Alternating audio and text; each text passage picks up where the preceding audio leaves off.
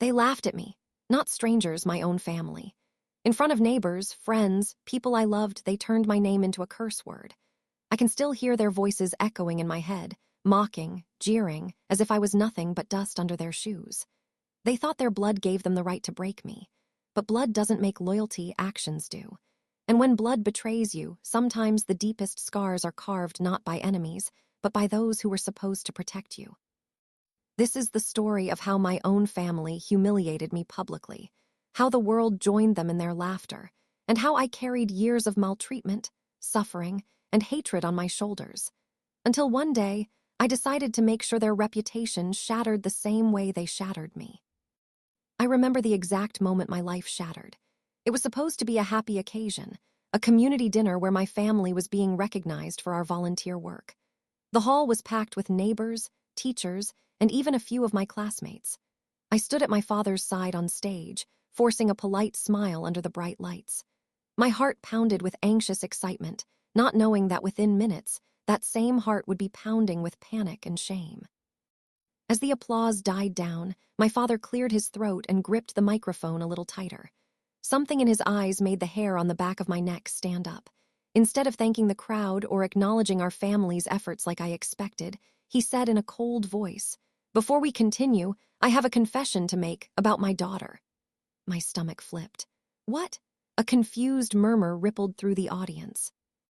I glanced over at my mother, who stood on my other side. She was avoiding my eyes, her lips pressed in a thin, unforgiving line. My father pulled a small book from his jacket. It took me a second to recognize the floral hardcover. My diary. A jolt of horror shot through me. No, no, no. This couldn't be happening. I had hidden that diary deep in my closet, the one place I poured out my fears and pains, and now it was in my father's hands in front of everyone. He opened it and began to read.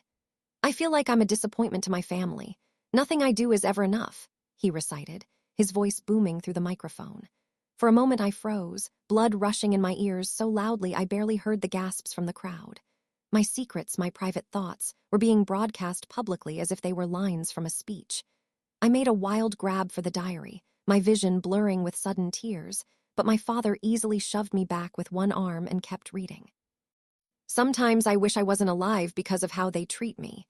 His tone was almost performative, as if reading a dramatic monologue, not his own child's anguish. I heard a few shocked murmurs from the audience. Someone exclaimed, "Oh my God," in disbelief. My knees felt weak. I wanted the ground to open up and swallow me whole. "Enough," I whispered, my voice too faint for the microphone. I couldn't breathe. I could barely stay upright. But my father was far from finished. He flipped through more pages, exposing entry after entry. My mother finally stepped forward. Hope fluttered in my chest that she might stop him, but instead she snatched the diary from his hand only to read out even more. "She calls us monsters," my mother announced bitterly, scanning a page. "She says we ruined her life." Her emphasis made my words sound petty and vicious. The context, that I had written those lines after she slapped me during an argument last year, was lost on everyone. A heavy silence hung in the air. I could hear my own heartbeat, feel the pulse in my throat choking me. Tears blurred my vision so badly I could hardly see the faces in the crowd anymore. I wondered what they were thinking. Did they believe him? Did they think I was a horrible, ungrateful daughter? Or could they see the truth? Could they see the way my mother's hands were shaking slightly as she held the diary, or the wild gleam in my father's eyes that hinted this was not normal or okay? I opened my mouth to speak, to plead with anyone listening that I wasn't lying, that they were the ones hurting me, but no sound came out. My voice had abandoned me when I needed it most. I felt a hand clamp around my arm. My mother's nails dug in as she leaned in and hissed in my ear, so quietly the microphone couldn't pick it up. "Don't you dare make a scene and embarrass us further." A hollow laugh almost escaped me at the absurdity. They were worried I might embarrass them, when they were the ones flaying me alive in front of everyone. I was trapped. If I fought back now, I feared I might actually start screaming and never stop. So I did the only thing my overwhelmed mind could manage. I ran.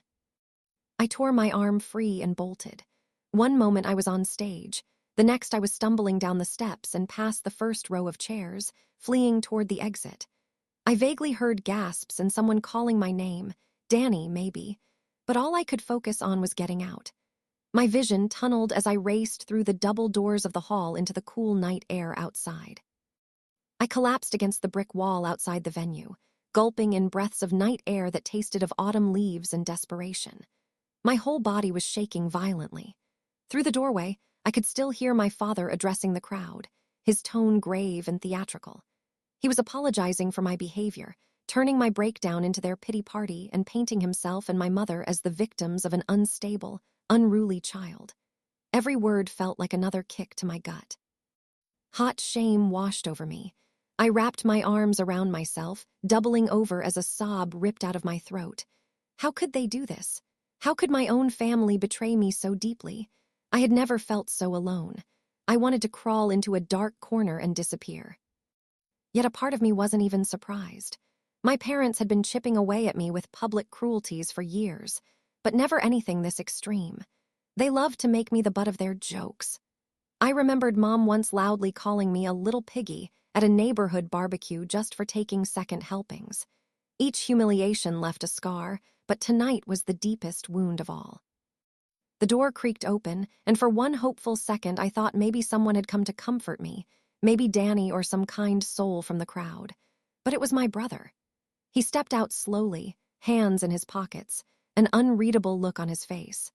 I hastily wiped at my tears, my cheeks hot with humiliation that he, of all people, was seeing me like this.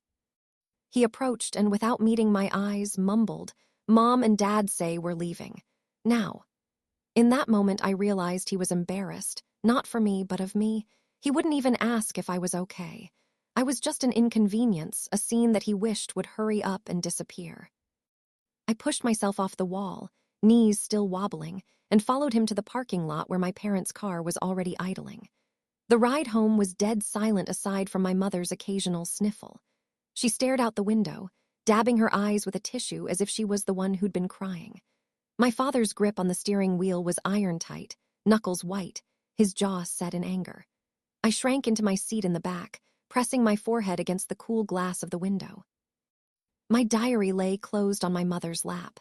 They had finally stopped reading, but the damage was done. Every searing line was already burned into my memory, echoing in my head over and over. Wish I was alive, monsters. Worthless. When we pulled into the driveway, I hesitated. Part of me wanted to jump out of the car and run away into the night right then and there. But where would I go in my shaken state? I had nothing on me, and I felt like nothing. So I followed them inside the house, feeling like a ghost floating behind their furious footsteps. The moment the front door closed, my father spun on me. I flinched as he raised his arm, not to hit me, but to point a rigid finger inches from my face. "How dare you embarrass us like that?" he shouted, spittle flying. In the dim foyer light, his face was red with rage. I was dumbfounded. They were angry at me. A hysterical laugh bubbled up, but I swallowed it down. "You humiliated me," I croaked, my voice hoarse from crying. "You read my diary in front of—" "Because we had no choice," my mother cut in, voice sharp as a blade. She stepped forward, eyes blazing. "All you do is write horrible lies about us. We couldn't let people believe that. We had to show them what we've been dealing with. By telling the whole town I wanted to die. By airing all my private thoughts." My voice cracked into a sob on the last words. My mother rolled her eyes. "Oh, stop being dramatic. Maybe if you weren't so ungrateful and selfish, we wouldn't have to." She tossed my diary onto a side table with disgust. "You brought this on yourself." A coldness settled over me, quieting some of the tremors in my hands. I looked between my parents, suddenly seeing them more clearly than I ever had. They genuinely thought they'd done nothing wrong. In their minds, I was the problem, a problem they needed to fix by breaking me in front of everyone. The last frail threads of affection I had for them snapped in that moment. I said nothing more. There was nothing I could say that they would hear. Instead, I turned and walked upstairs to my room on shaky legs.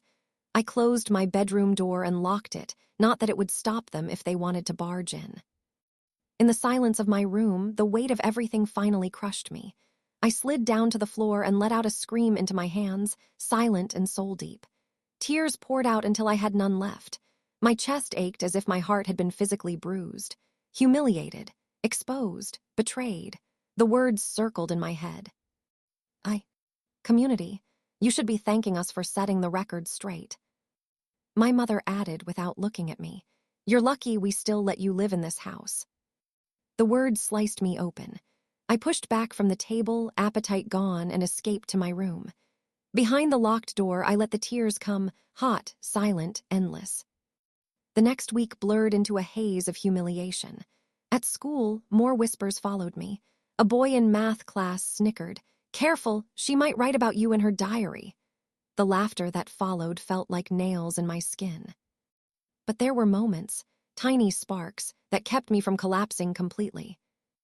One afternoon in the library, I overheard two classmates whispering.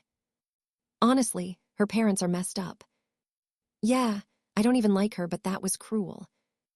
Another day, Danny showed me a post online.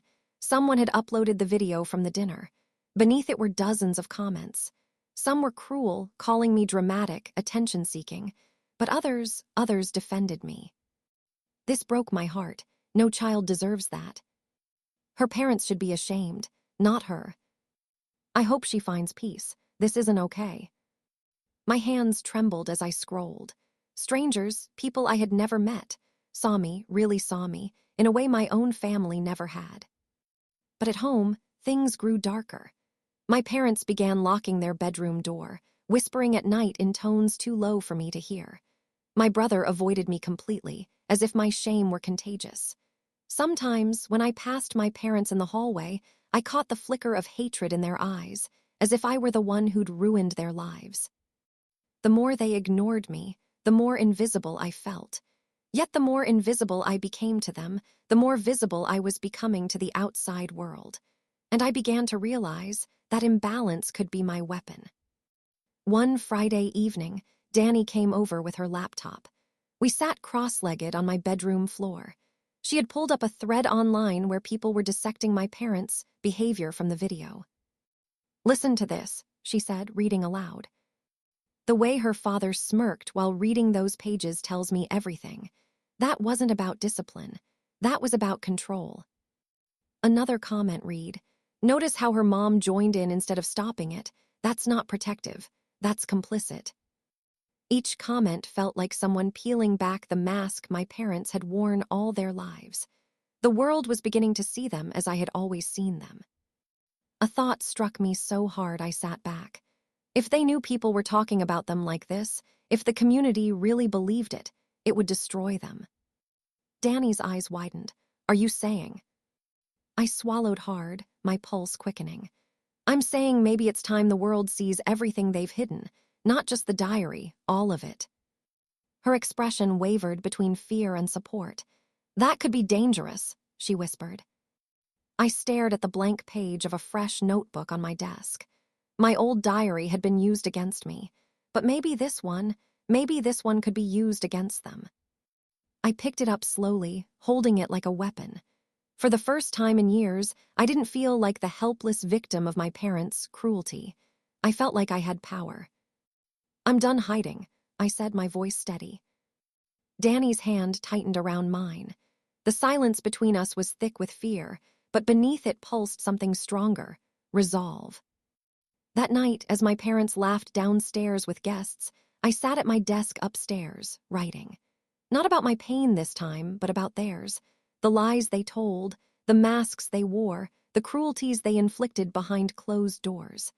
Every word felt like a stone stacked onto a foundation I would use to tear their reputation apart. I wrote until my hand ached, until the page blurred with exhaustion. When I finally put the pen down, I knew the war had begun. I didn't sleep that night. My hand cramped from hours of writing, but my mind buzzed with a clarity I hadn't felt in years. For the first time, I wasn't scribbling into a diary that could be stolen or weaponized against me. I was documenting truths I intended to use, not hide. Every cruel word, every calculated humiliation, every silent punishment. I was building my arsenal. The next week at school, I began noticing subtle changes in how people looked at me. Some gazes were softer, almost apologetic, like they finally understood. Others were sharper, filled with curiosity or suspicion. A few classmates, emboldened by gossip, tried to approach me. In English class, a girl leaned across her desk and whispered, "Hey, was it true what your dad read? About wishing you weren't alive?" Her voice was casual, but her eyes were hungry. Hungry for drama, for pain. I froze, throat tight.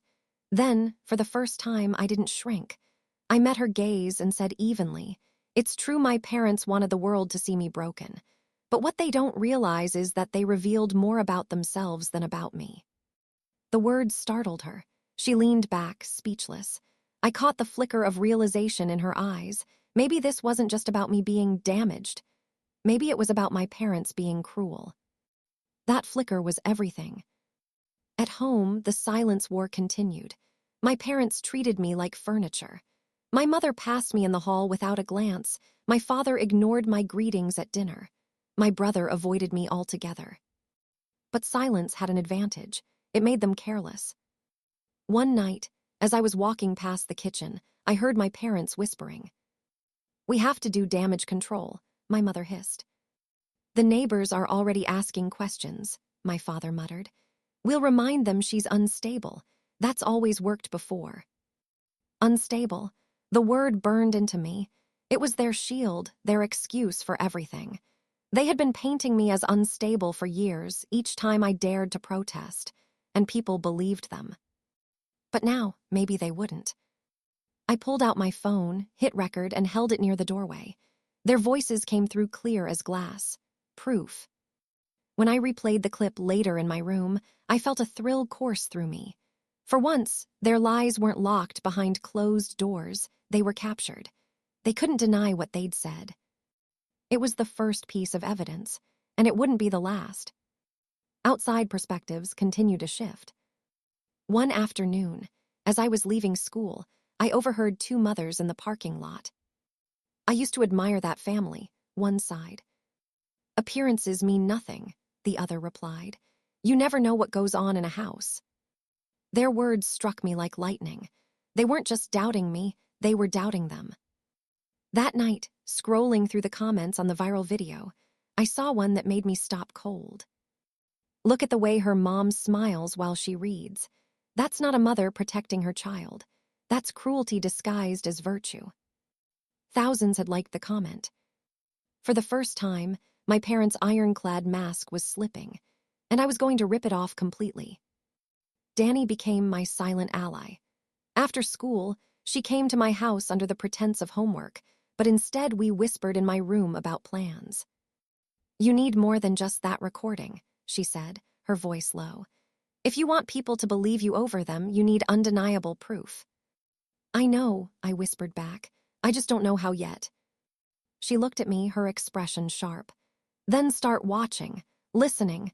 They've hidden behind their reputation for years, but masks slip, and when they do, you'll be ready." Her words stuck with me. That weekend, I tested her advice. At dinner, my father launched into another lecture about how family unity was everything, how disobedience was betrayal. My mother nodded along, occasionally throwing me a pointed look. But then, in a moment of carelessness, my father muttered, "If she ruins us, we'll make sure she regrets it. She'll learn not to cross us." I felt my pulse spike. I glanced down, sliding my phone under the table, thumb pressing record. Their voices poured in. Another piece of evidence.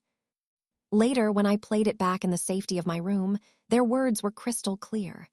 Threats, manipulation, proof of the fear I'd lived under. My arsenal was growing. The whispers outside my home grew louder too. Teachers asked if I needed support, though I always shook my head. Neighbors looked at me differently, some with pity, some with suspicion, but all with curiosity. And one evening, as I walked home from school, a man from the neighborhood stopped me. He was middle-aged, someone who had attended the dinner. "I just want you to know," he said quietly, "what your parents did, it wasn't right. Don't let anyone tell you otherwise." His words nearly broke me. For years, I'd been desperate for just one adult to say that. One adult to tell me I wasn't crazy, that what I felt was real. I managed a shaky, "Thank you," before hurrying away, tears blurring the path. That night, I stood at my desk again, staring at the notebook where I had begun chronicling everything. But now, alongside the written accounts, I had audio files saved neatly in a hidden folder on my phone. This wasn't just survival anymore. This was preparation. My parents wanted to shatter me in public, but they hadn't realized they were giving me the perfect weapon. The community was watching. The whispers were growing, and the cracks in their reputation were widening. I just had to decide when to strike. The decision came sooner than I expected. One evening, as my father berated me for not folding the laundry perfectly, his words slipped into something darker. "You're nothing without us. If we hadn't raised you, no one would even care if you disappeared." My mother laughed softly, adding, "She probably writes that in her little notebooks, too. Maybe we should read those out next time." I felt my stomach twist. Next time, they were planning another spectacle. That night, as they laughed downstairs, I sat in. We wanted the community to see what we've endured raising such a challenging child. Gasps rippled through the crowd. The words "challenging child" hung heavy in the air. My heart pounded so loudly it drowned out the rest of his speech. My hands shook as they closed around my phone in my pocket. He was doing it again, painting me as unstable, dangerous to their image. But this time, I wasn't going to run. I rose from my seat. Chairs scraped as people turned to look at me.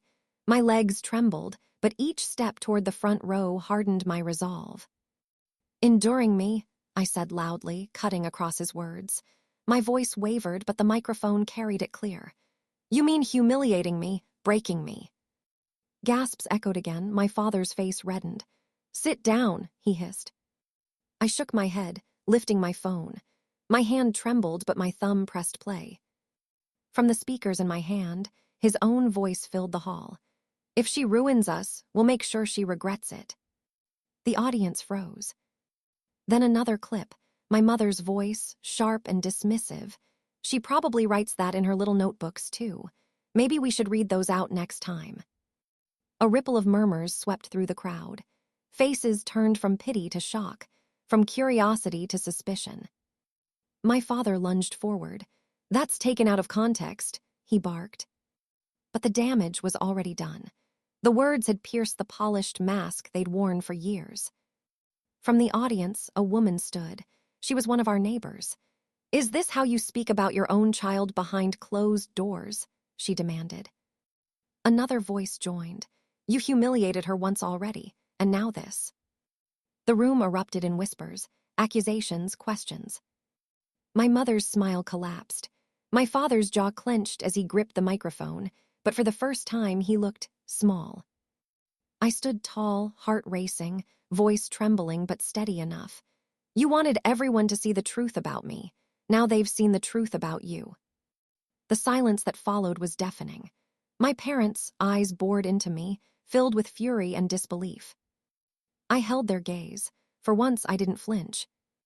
Because this time, I wasn't the one being destroyed. But even as I left the stage, even as whispers swirled and eyes followed me, I knew this wasn't the end. They wouldn't surrender. They wouldn't forgive. They would fight. And I would be ready. The night after the confrontation, I barely slept. My heart replayed the moment over and over. The stunned faces in the audience, my father's voice played back for everyone to hear, the way my mother's smile had cracked like shattered glass. For the first time in my life, they hadn't been untouchable. But as the adrenaline faded, fear crept in.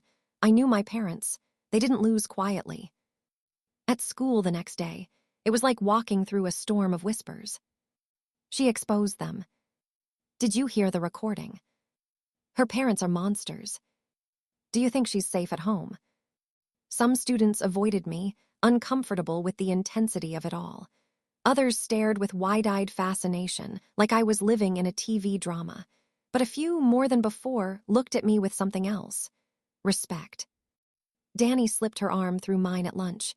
"You were incredible," she whispered. I shook my head. "They'll make me pay for it."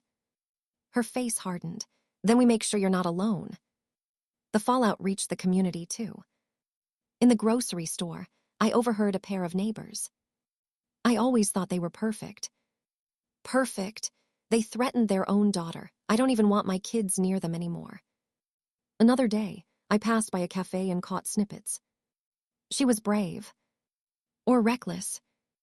No, brave. Someone had to call them out. The tide had turned. The pedestal my parents had stood on for years was crumbling, stone by stone. But at home, the air was suffocating. The front door slammed that evening. My father stomped in, his face thunderous. He didn't speak a word to me, but the way his eyes burned said enough. At dinner, the silence was worse than shouting. My mother pushed her food around her plate, her jaw tight, her hands trembling faintly. My brother kept his eyes glued to his phone. Finally, my father spoke, his voice low and dangerous. "You humiliated us. Again."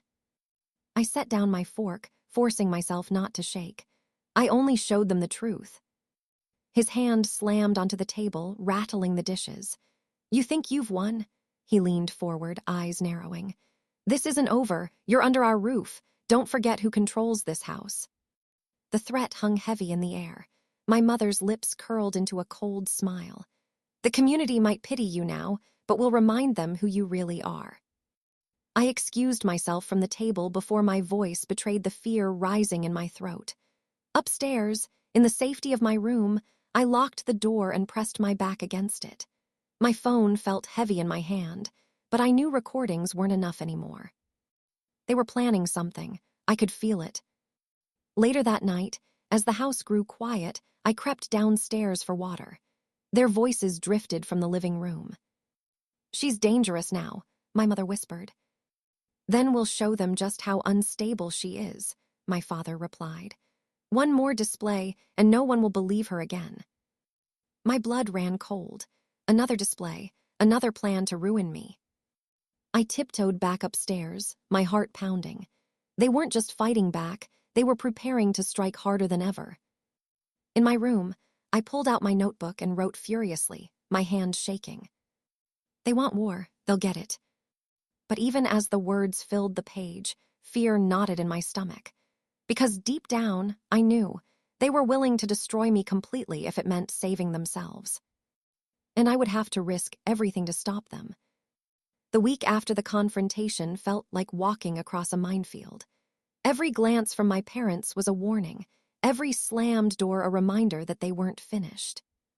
Then one night they struck. I came home from school to find the living room rearranged, chairs in a circle, my parents waiting, grim-faced. My brother sat slouched in the corner, eyes glued to his phone but clearly uncomfortable. My father gestured stiffly. "Sit." I hesitated, the hairs on my arms rising. Something about the setup felt rehearsed, staged. My mother folded her hands in her lap. "This is an intervention," she said sweetly, too sweetly.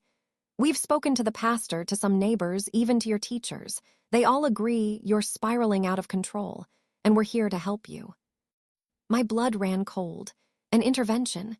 No, this was theater. A new performance to brand me as unstable, to turn pity back toward them. I shook my head. "You don't want to help me, you want to bury me." My father's jaw tightened. "Listen to yourself. Paranoid, angry. Everyone will see how unwell you are if you don't cooperate." For a split second, panic clawed at me.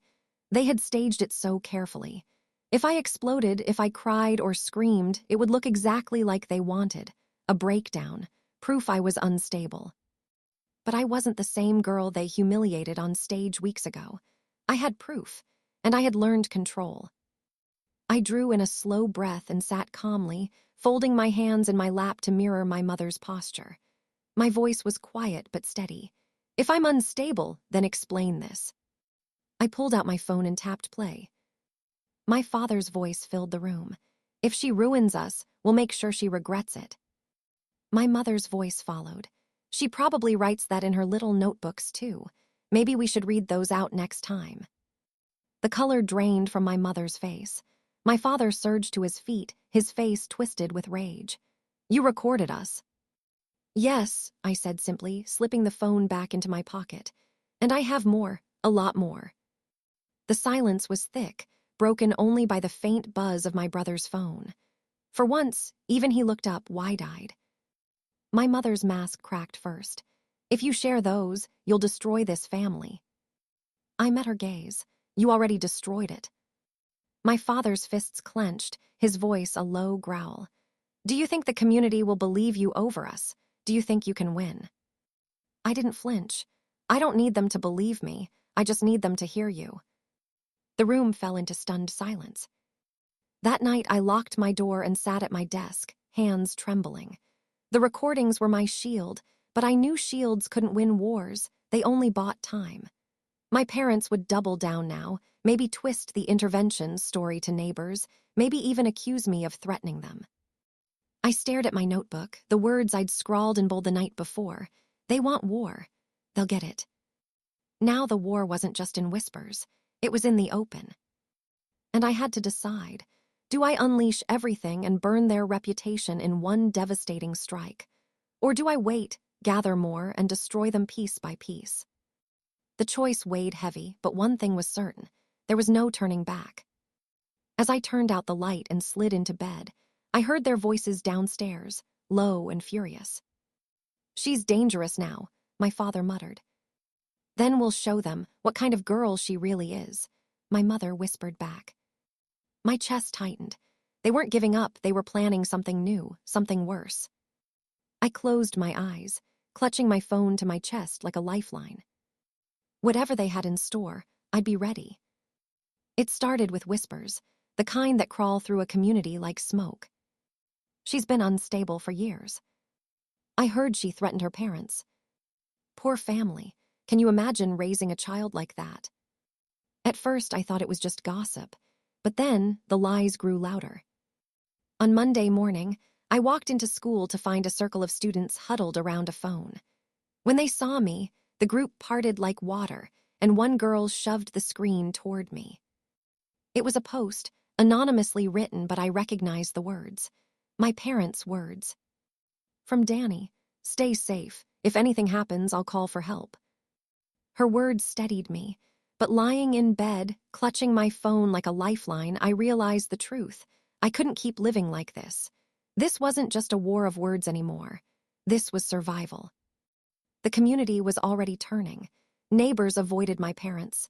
Teachers watched them with suspicion. Online, the narrative had flipped almost entirely. These parents are abusers. The daughter is brave for standing up. How many other kids suffer in silence like her? But my parents weren't surrendering. They were cornered animals, and cornered animals bite. I knew the next strike would come soon. I just didn't know what form it would take. One night, lying awake, I heard them in the living room, their voices sharp, angry. "We need to shut her up," my father snarled. "Then we'll stage something, make it look like she's dangerous. Who will believe her after that?" my mother hissed. My blood froze. They weren't just planning another smear campaign. They were plotting to destroy me completely, to trap me in a lie so big it would erase everything I'd fought for. I sat up in bed, my pulse hammering, and grabbed my notebook. On a blank page, I wrote in trembling letters. "If they want to bury me, I'll make sure I take their lies to the grave with them." I didn't know exactly how yet, but I knew one thing: the end game had begun. The house had become a cage. Every creak of the floorboards, every slammed cupboard felt like a warning. My parents were restless, plotting, their whispers more venomous each night. I knew something was coming. I just didn't know when. The answer arrived on a Sunday morning. I woke to pounding on my door, my father's voice loud and theatrical. "Get up, everyone's here." Everyone, my stomach sank. When I stepped into the living room, my breath caught. Neighbors, church friends, a few teachers, all seated stiffly, faces tight with unease. My parents stood at the front, my mother clutching tissues like a grieving widow. My father cleared his throat. "We've brought you all here because our daughter is unwell. She's been threatening us, lashing out. We fear for our safety." Gasps rippled through the crowd. My chest tightened, fury and panic tangling. This was their endgame, a staged intervention, a public execution of my reputation. My mother dabbed her eyes. She twists everything we say, but we love her. We only want to protect her. Protect. The word made bile rise in my throat. I felt every eye turn toward me, waiting for me to break, waiting to see the unstable girl they had painted. My hands shook as I reached into my pocket.